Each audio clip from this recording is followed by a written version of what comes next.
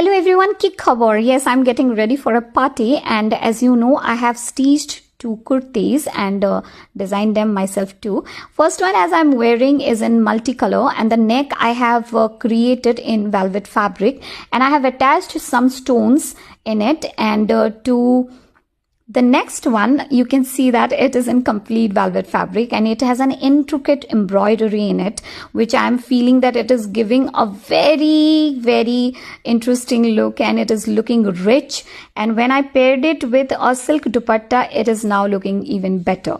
So I'm confused that which one I should wear. Okay, I decided to wear this one, and I wore it to the party, and everyone complimented me while I skipped the dupatta. I thought that it is looking nice on me.